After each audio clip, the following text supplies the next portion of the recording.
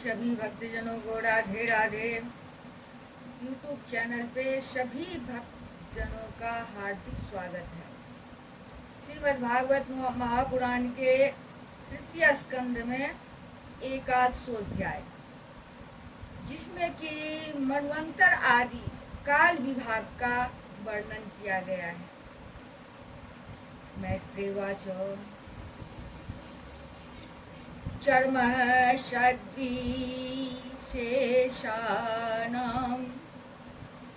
नेको संयुतः सदा परमाणुः सह विज्ञेयो नृणामेक्यभ्रमो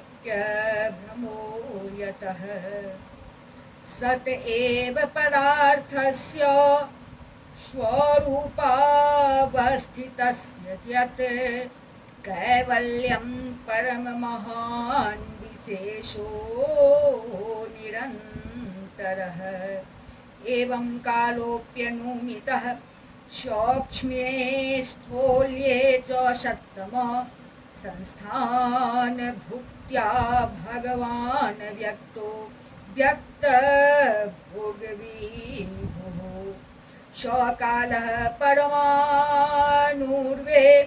यो भुक्ते परमान्तां सतो विशेष भोगयस्तो स्वकालः परमो महान् अनुद्भो परमाणु स्यात् त्रशरेणुस्त्रयः स्मृतः जालार्करस्मयवगतः खोमेवानुपतन्नगात् त्रसरेणुत्रिकं भुक्ते यः कालः स त्रुटिः स्मृतः शतभागस्तु वेधः स्याते स्त्रेभिस्तु लवः स्मृतः निमेषाग्रे श्रीलभो ज्ञेय आम्ना तस्य त्रयः क्षणः क्षणान् पञ्चविदो काष्ठां लघुता दश पञ्च च लघुनी वै समान माता दश पञ्च च नाडिका ते द्वे मुहूर्त प्रहरः खडयामः सप्तवार्णिणां द्वादशलाग्रपलोन्माणं चतुर्भिश्चतुरलङ्कुले स्वर्णमाशे कृतक्षेत्रं यावत् प्रस्थजलप्लुतं यामाश्चत्वारो मर्त्यानां हनि उभे पक्षः पञ्चदशाहानि शुक्लः कृष्णस्य मानद। श्री मैत्रेय जी कहते हैं, विदुर जी, पृथ्वी आदि कार्य वर्ग का जो सूक्ष्मतम अंश है, जिसका और विभाग नहीं हो सकता तथा जो कार्य रूप को प्राप्त नहीं हुआ है और जिसका अन्य परमाणुओं के साथ संयोग भी नहीं हुआ है, उसे परमाणु कहते हैं।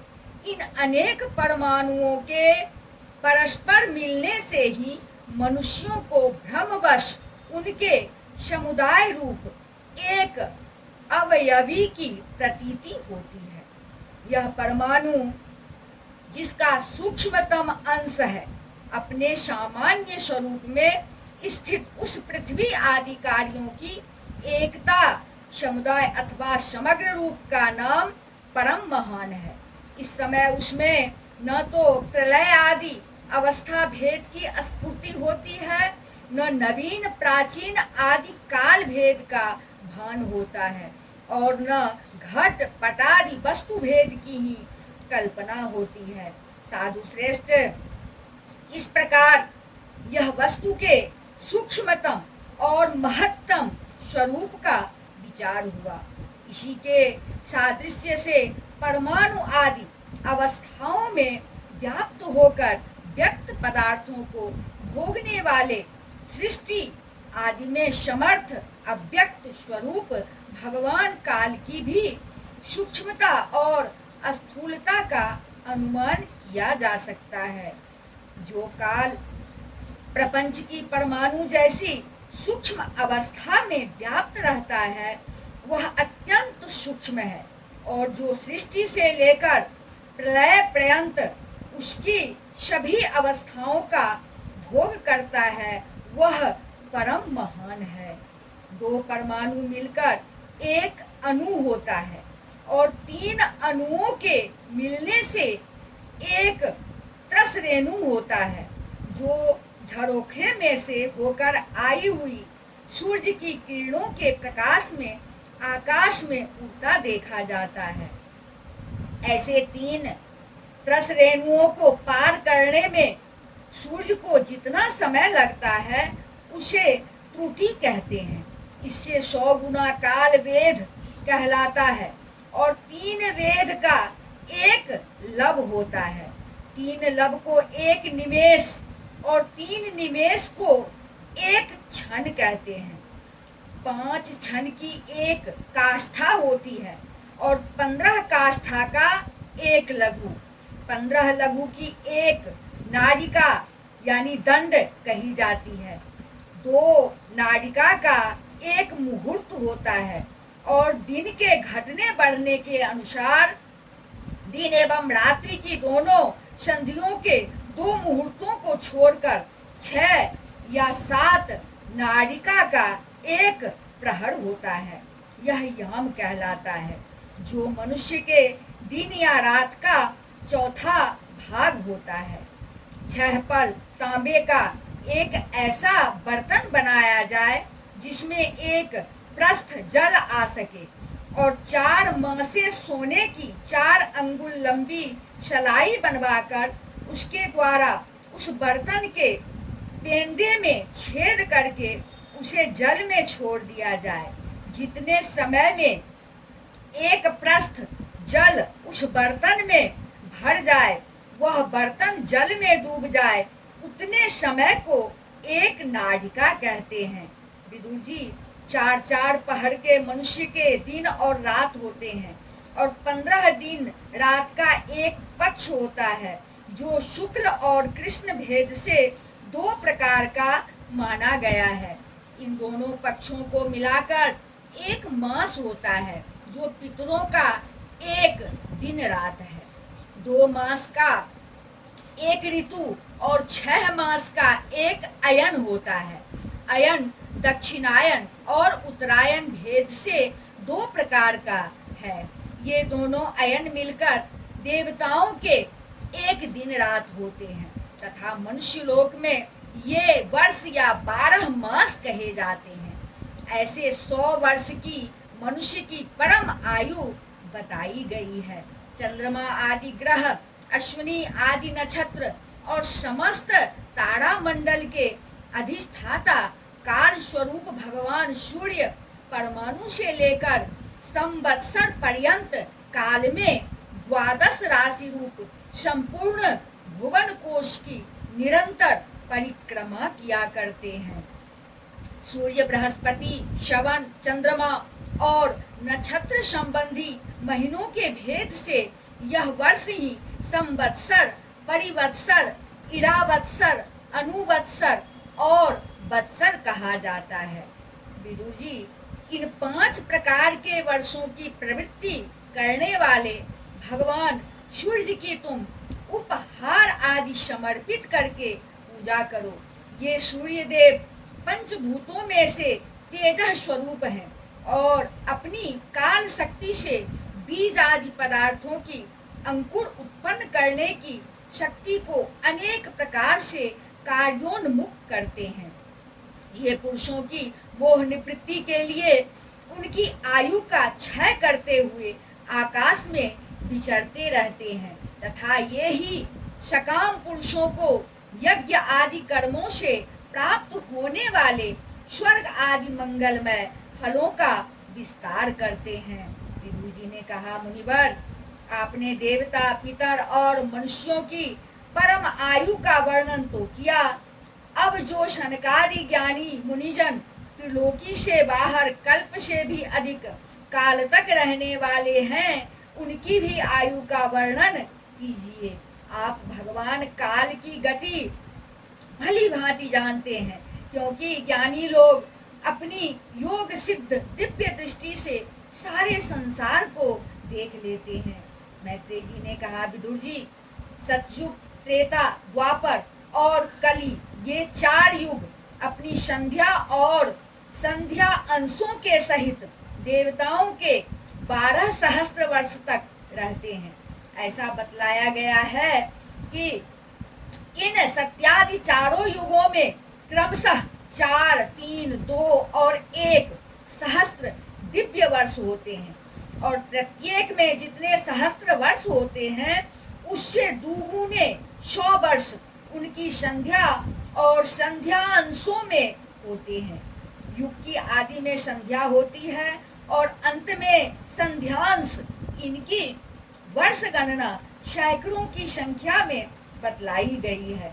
इनके बीच का जो काल होता है उसी को काल वेत्ताओं ने युग कहा है। प्रत्येक युग में एक एक विशेष धर्म का विधान पाया जाता है। सतयुग के मनुष्यों में धर्म अपने चारों चरणों से रहता है, फिर अन्य युगों में अधर्म की वृद्धि होने से उसका एक एक चरण छीन हो जाता है। प्यारे विदुर जी, त्रिलोकी से बाहर महरलोक से ब्रह्मलोक पर्यंत यहाँ की 1 सहस्त्र चतुर्युगी का एक दिन होता है और इतनी ही बड़ी रात्रि होती है जिसमें जगत कर्ता ब्रह्मा जी शयन करते हैं।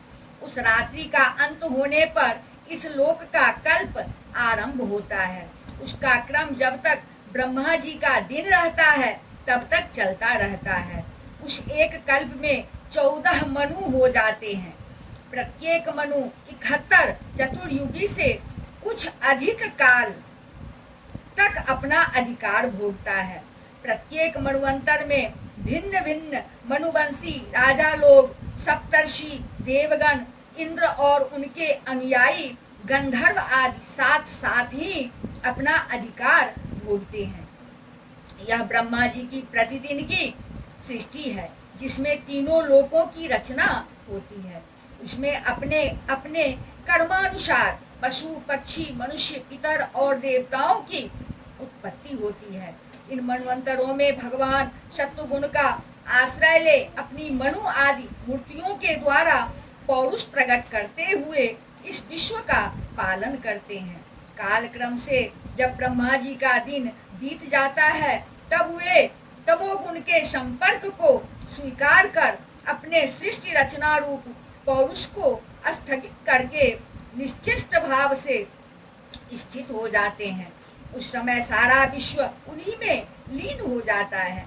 जब सूर्य और चंद्रमा आदि से रहित वह प्रलय रात्रि आती है तब वे भुवः भुवः भू भुवः स्वः तीनों लोग उन्हीं ब्रह्मा जी के शरीर में छिप जाते हैं। उस अवसर पर तीनों लोग शेष जी के मुख से निकली हुई अग्नि रूप भगवान की शक्ति से जलने लगते हैं। इसलिए उसके ताप से व्याकुल होकर भृगु आदि मुनीश्वरगण महरलोक से जनलोक को चले जाते हैं। इतने में ही सातों समुद्र प्रलय काल के प्रचंड पवन से उमड़ कर अपनी उछलती हुई उत्ताल तरंगों से त्रिलोकी को डुबो देते हैं। तब उस जल के भीतर भगवान शेषशायी योग निद्रा से नेत्र मूंद कर शयन करते हैं। उस समय जनलोक निवासी मुनिगण उनकी स्तुति किया करते हैं। इस प्रकार काल की गति से एक एक सहस्त्र चतुर्युग के रूप में प्रतीत होने वाले दिन रात के हेर फेर से ब्रह्मा जी की 100 वर्ष की परम आयु भी बीती हुई सी दिखाई देती है। ब्रह्मा जी की आयु के आधे भाग को परार्ध कहते हैं। अब तक पहला परार्ध तो बीत चुका है, दूसरा चल रहा है। पूर्व परार्ध के आरंभ में ब्राह्म नामक महान कल्प हुआ था। उसी में ब्रह्मा जी की उत्पत्ति हुई थी। पंडित जन इन्हें शब्द ब्रह्म कहते हैं। उसी परार्ध के अंत में जो कल्प हुआ था उसे पाद्म कल्प कहते हैं। इसमें भगवान के नाभि सरोवर से सर्वलोकमय कमल प्रकट हुआ था। विदुर जी, इस समय जो कल्प चल रहा है वह दूसरे परार्ध का आरंभक बतलाया जाता है। यह वाराह कल्प नाम से विख्यात है। इसमें भगवान ने शूकर रूप धारण किया था। यह दो परार्ध का काल अव्यक्त अनंत अनादि विश्वात्मा श्री हरि का एक निमेष माना जाता है। यह परमाणु से लेकर द्विपरार्ध पर्यंत फैला हुआ काल सर्वसमर्थ होने पर भी सर्वात्मा श्री हरि पर किसी प्रकार की प्रभुता नहीं रखता। यह तो देह आदि में भी अभिमान रखने वाले जीवों का ही शासन करने में समर्थ है। प्रकृति महत्त्व अहंकार और पंच तन्मात्र इन 8 प्रकृतियों के सहित 10 इंद्रियां मन और पंचभूत इन 16 विकारों से मिलकर बना हुआ यह ब्रह्मांड कोश भीतर से 50 करोड़ योजन विस्तार वाला है तथा इसके बाहर चारों ओर उत्तरोत्तर 10-10 गुने 7 आवरण हैं।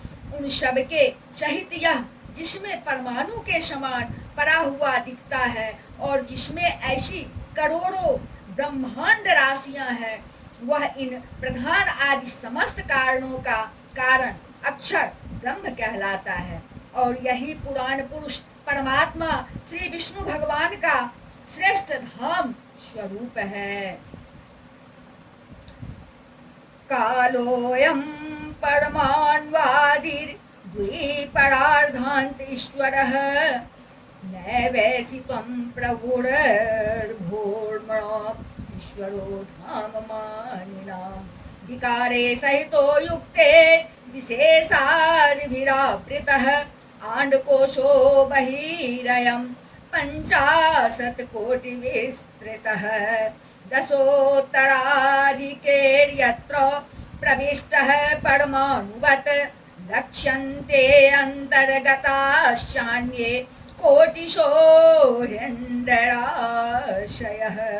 तदाहोरक्षरं ब्रह्म सर्वकारणकारणं विष्णोर्धाम परं साक्षात् पुरुषस्य महात्मनः।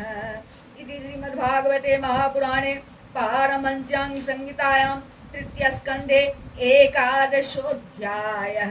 बोल वृंदावन बिहारी लाल की जय। जय जय श्री राधे, जय जय श्री राधे।